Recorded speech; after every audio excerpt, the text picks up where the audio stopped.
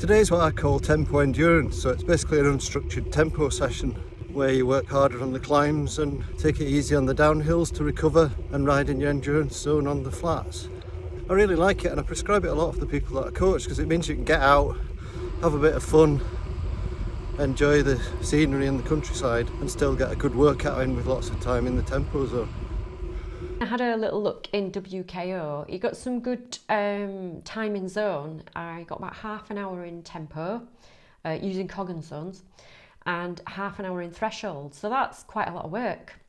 I first started it as a running session when I lived in Edinburgh on off the seat. Worked really hard on the climb and then practiced my downhills on the downhills. I found that I improved a huge amount. A great way to build your FTP and improve your average speed at lower intensities, which is exactly what we want as endurance cyclists. Clare and I usually use this as a medium duration session, so for cycling 2 to 5 hours. So because you're going quite hard, so a bit harder than your endurance pace and getting on towards your threshold pace, you're using carbs more than fat, so it's important to fuel properly. I try and have at least 60 grams of carbohydrate per hour when I'm doing this session. The thing to be careful of, especially with a ride like this where maybe there's a lot of tempo, is just, it is still hard work. So it's a hard session.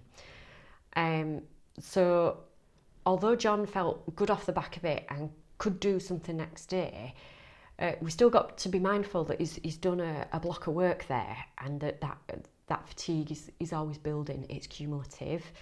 So at some point he is going to feel the effects of that and the cumulative fatigue of the other rides, and he is going to need to rest and wind down a bit. Just something to bear in mind if this is the kind of training that you're planning for yourself, is to to think, oh, don't just think, oh, well, that was just an endurance ride. It's not just an endurance ride, it's quite a hard ride, and that's good for training, but it also means that at some point you're going to need to recover from it. And interested if other people have also tried this type of session, or they're going to try it off the back of this recording. Let us know how you get on and what works for you or what doesn't work for you, or if you've got any questions about any of that.